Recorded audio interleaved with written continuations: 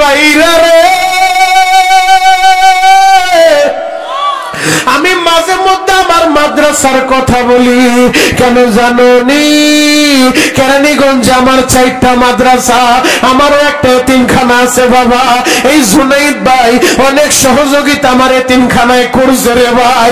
ওই আমার এতিমখানা মাদ্রাসায় আমিও যখন গত বছর পরীক্ষা বন্ধ দিয়া আমি 3 দিন পরে মাদ্রাসায় গিয়েছিলাম। মাহফিলের সিজনে প্রতিদিন তো যাওয়া যায় না, আমি 3 দিন পরে গেছি। যায় দেখি হেফজখানার 7 বছরের একটা বাচ্চা, ও মাদ্রাসায় বাসায় যায় নাই, আর দারোয়ান আছে, একজন শিক্ষক আছে। আমি অফিসে চেয়ারে বইসা বাচ্চাটারে ডাক দিলাম, এ বাবা এদিকে আয়, বাড়ি কোথায় তোর? হুজুর বাড়ি আমার বরিশাল মেহেন্দিগঞ্জে। সবাই বাড়ি গেছে, তুই যাবি না? বলে হুজুর আমি কার কাছে যাবো, আমার তো মা নাই, আপনি জানেন না? আমি বললাম তোর বাপ আছে না, মা না থাকলে কি হয়েছে? বলে হুজুর আমার মা যখন মরে গেছে আমার বাবার একটা বিয়ে করছে। হুজুর বিশ্বাস করেন ওই সৎ মা আমারে মার মতো আদর করে না হুজুর, ওই সৎ মা ঠিক মতো খাইতে দেয় না, বাড়িতে গেলে বকাবাজি করে। হুজুর বন্ধের ভিতরে মাদ্রাসায় থাকলে আপনার টাকা নষ্ট হবে, আমারে খাওয়ান দিতে হইব। হুজুর দরকার হইলে আমারে খাওয়ানো দিয়েন না, আমি না খাই 1 সপ্তাহ থাকতে পারবো। হুজুর ওই সিঁড়ির নিচে একটু জায়গা দেন, আমি সিঁড়ির নিচেই পয়লা থাকবো, এরপর স্বপ্নার কাছে আমি যাব না। সোনা সারের বাইরা রে, ওই মায়ের যারা হারাইছো রে ভাই, সারা দুনিয়া করলেও মার মতো একটা দরদি পাইবা না। মা থাকতে মার কদর বুঝো। হয়তো তোমার মা হার্টের রোগী, ডায়াবেটিসের রোগী, হয়তো তোমার বাবা অসুস্থ। ওই বাবার কথায় রাগ কইরো না, ওই মার কথায় রাগ কইরো না। মার খেদমত কইরা আল্লাহর জান্নাতটা কামায় নাও।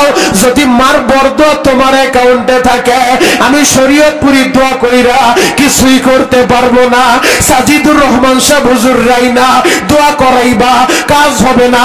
শুধু সাজিদুর রহমান সাহেব কেন, কাবা শরীফের ইমামাই না, যদি তুমি দোয়া করাও রে ভাই, কোরআন হাতে নিয়ে বলে গেলাম মার বরদোয়ার সামনে কাবার ইমামের দোয়াও কাজ হইব না। কথা বলেন ঠিক কিনা? এজন্য যুবক, তোমাদের যাদের মা আছে, তোমাদের যাদের বাপ আছে, তোমাদের পা 2টা আগায় দিয়ে আমি পা ধইরা বলে যাব, কোনদিন মাইরে মাইরো না, কোনদিন মার মনে কষ্ট দিও না, বাবার মনে কষ্ট দিও না। গত সপ্তাহ আগে তোমরা পেপার পত্রিকায় দেখছো, আহারে গাজীপুর জয়দেবপুরের জঙ্গলের ভিতরে এই যে গত সপ্তাহে যখন প্রচন্ড শীত পড়ছে, ওই শীতের ভিতরে একটা কপাল পড়াছে রে, নিজের বাবারে রাতের অন্ধকারে গাড়ি থেকে ধাক্কা মাইরা ওই জঙ্গলে ফালা তুইছে রে ভাই। এই শীতের ভিতরে বাবা দুঃখ মিয়া 3টা দিন জঙ্গলে পইরা, আহারে শরীরে আর কোনো শক্তি নাই। পুলিশ বাহিনীর আইসা, ওই জয়দেবপুর থানার ওসি আইসা ওই বাবারে নিয়ে গাজীপুর হাসপাতালে ভর্তি করছে, স্যালাইন লাগাইছে। বাবার হুঁশ ফেরার পর ওসি সব জিজ্ঞেস করে, বাবা আপনি এই জায়গায়